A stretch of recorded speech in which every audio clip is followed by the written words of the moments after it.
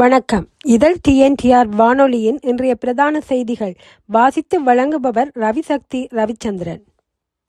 ரணில் விக்ரமசிங்கவுக்கு நீங்கள் அளிக்கின்ற வாக்கானது இருக்கின்ற நிறங்களை இன்னும் இழந்து செல்வதற்கு வழி அமைப்பதோடு ஒரு கட்டமைப்பாக, ஒரு தேசமாக, ஒரு இனத்தின் விடுதலைக்காக இருந்த எம்மை சிதைத்த பெருமையும் அவரைத்தான் சாரும் என தமிழ் பொது கட்டமைப்பின் ஜனாதிபதி வேட்பாளர் ப. அரியநேத்திரன் தெரிவித்துள்ளார்.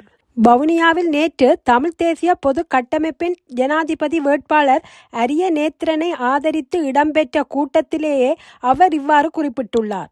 இது தொடர்பில் மேலும் தெரிவிக்கையில், அனுரகுமார திசாநாயக்க எமது இணைந்த வடக்கு கிழக்கை பிரித்தவராக இருக்கின்றார். இவ்வாறானவர்களை தென்பகுதியில் இருந்து அழைத்து வந்து மாலை போட்டு பொன்னாடை போர்த்தி வரவேற்கின்ற ஒரு வெட்கம் கட்ட சமூகமாக நாம் மாறி வருகின்றோம்.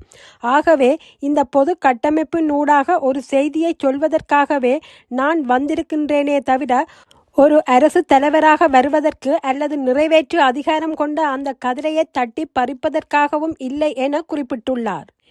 ஐக்கிய நாட்டு மனித உரிமைகள் பேரவையின் கூட்டத்தொடரில் கலந்து கொள்வதற்காக வடக்கு கிழக்கு வலிந்து காணாமல் ஆக்கப்பட்டவர்களின் உறவினர்களின் சங்க பிரதிநிதிகள் நேற்று ஜெனீவாவுக்கு சென்றுள்ளனர். அந்த வகையில் வடக்கு கிழக்கு வலிந்து காணாமல் ஆக்கப்பட்டவர்களின் உறவினரின் சங்க செயலாளர் திருமதி லீலாதேவி ஆனந்த நடராஜா தலைமையில் குறித்த குழுவினர் சென்றுள்ளனர். இதில் வடக்கு கிழக்கு வலிந்து காணாமல் ஆக்கப்பட்டவர்களின் உறவினர்கள் சங்க உபசெயலாளர் சபிதா ரத்தீஸ்வரன் மற்றும் வவுனியா மாவட்ட தலைவி சரோஜா சண்முகம்பிள்ளை ஆகியோர் ஜெனீவாவுக்கு சென்றுள்ளனர். அங்கு இவர்கள் முக்கிய ஆவணங்களை சமர்ப்பிப்பதுடன் பல கலந்துரையாடல்களையும் மேற்கொள்ள உள்ளனர். இனவாதத்தை தூண்டியமைக்காக அரசு தலைவர் ரணில் விக்ரமசிங்க வடக்கு மக்களிடம் மன்னிப்பு கேட்க வேண்டும் என தேசிய பொதுஜன பெரமுனாவின் ஜனாதிபதி வேட்பாளர் அனுரகுமார திசாநாயக்க தெரிவித்துள்ளார். நிறுவனங்களுக்கு இடையிலான நிறுவன ஊழியர் சங்கத்தின் 25வது மாநாட்டில் உரையாற்றிய திசாநாயக்க வடக்கு மக்களுக்கு தேவையற்ற செல்வாக்கை ஏற்படுத்தியதாக கூறி வடக்கு மக்களிடம் மன்னிப்பு கோருமாறு அதிபர் ரணில் விக்ரமசிங்கவுக்கு சவால் விடுத்துள்ளார். ரணில் விக்ரமசிங்க இத்தேர்தலில் இனவாதத்தை தூண்ட முயற்சிக்கின்றார். தமிழ் தேசிய கூட்டமைப்பின் பாராளுமன்ற உறுப்பினர் M.A. சுமந்திரனுக்கு நன்றி சொல்ல வேண்டும். ரணிலுக்கு அவர் சரியான பதிலை அளித்துள்ளார். ரணில் விக்ரமசிங்க இப்போது மன்னிப்பு கேட்க வேண்டும். நாட்டின் இனவாதத்தை தூண்டும் அரசியல் தற்போது இல்லை என திசாநாயக்கா தெரிவித்துள்ளார். நாட்டில் இனவாதத்தை தூண்டும் அரசியல் இப்போது செல்லுபடியாகாது, வெற்றி அடைவதும் இல்லை என அவர் மேலும் தெரிவித்துள்ளார். வரலாற்று சிறப்புமிக்க ஸ்ரீ தலதா மாளிகைக்குள் அண்மையில் திருமணமான தம்பதியொன்று திருமணத்திற்கு முன்னராக படப்பிடிப்பு நடத்திய சம்பவம் தொடர்பில் காவல்துறையினர் விசேட விசாரணைகளை ஆரம்பித்துள்ளனர். இந்த மண்டபத்தில் உள்ள ஹெசிவி மண்டபம் மற்றும் அம்பர்ராவா உள்ளிட்ட பல்வேறு இடங்களில் இந்த ஜோடி புகைப்படம் எடுக்கப்பட்ட சம்பவம் சமூக ஊடகங்களில் கடுமையான விவாதத்தை தூண்டியுள்ளது.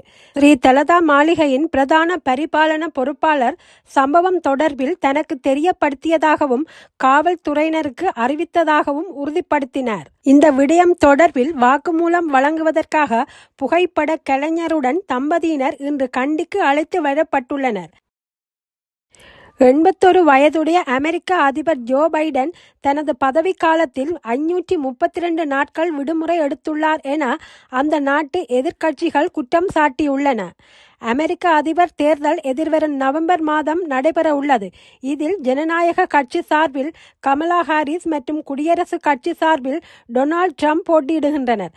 தற்போதைய அதிபர் ஜோ பைடன் தேர்தலில் களமிறங்கினாலும் பின்னர் வயது முதிர்வு காரணமாகவும் கமலா ஹாரிஸை ஆதரித்து ஒதுங்கிக் கொண்டார். இந்த நிலையில் கடந்த 4 வருடங்களில் எடுத்த விடுமுறைகள் குறித்த தகவல் குடியரசுக் கட்சியின் RNC ஆய்வு அறிக்கையில் வெளியாகியுள்ளது. அதன்படி அவர் 532 நாட்கள் விடுமுறை எடுத்துள்ளார். அதாவது அவர் பதவி காலத்தில் 40% நாட்களை விடுமுறையில் கழித்துள்ளார். இது 5 ஆண்டுகளில் சராசரியாக அமெரிக்க தொழிலாளி ஒருவருக்கு கிடைப்பதை விட மிக மிக அதிகமாகும். தொழிலாளிக்கு ஆண்டுக்கு சராசரியாக 11 நாட்களே விடுமுறை கிடைக்கின்றது. இதன்படி அமெரிக்க அதிபர் ஜோ பைடன் 48 ஆண்டுகள் எடுக்க வேண்டிய விடுமுறையை 4 ஆண்டுகளில் எடுத்துள்ளார். இத்தனை நாட்கள் ஜோ பைடன் விடுமுறை எடுத்தமையை அந்த நாட்டு எதிர்க்கட்சிகள் கடுமையாக விமர்சித்து வருகின்றன. உலகளாவிய நிச்சயமற்ற சூழ்நிலை, உள்நாட்டில் பல்வேறு சவால்கள் நிலவி வரும் சூழலில் அதிபர் பதவியில் இருக்கும் ஒருவர் இத்தனை நாட்கள் விடுமுறை எடுப்பது சரியா என கேள்வி எழுப்பியுள்ள எதிர்க்கட்சிகள் அந்த நாட்களில் நாட்டை வழிநடத்தியவர்கள் யார் என்றும் கேட்டுள்ளனர். மட்டக்களப்பைச் சேர்ந்த 6 வயதுடைய காவ்யாஸ்ரீ என்ற மாணவி உலக சாதனை ஒன்றை நிலைநாட்டி உள்ளார். காவ்யஸ்ரீ 3, 4, 5 மற்றும் 6 வரிசைகளை கொண்ட 200 கூட்டல் மற்றும் கழித்தல் கணக்குகளை 6 நிமிடங்கள் 50 வினாடிகளில் விடையளித்து சோழன் உலக சாதனை படைத்துள்ளார். இந்த சாதனை நிகழ்வு நேற்றைய தினம் இடம்பெற்றுள்ளது. காவ்யஸ்ரீ மட்டக்களப்பு பொறியியலாளர் சுப்பிரமணியம் மற்றும் மருத்துவர் ஹிஷாந்தினி ஆகியோரின் மகளாவார்.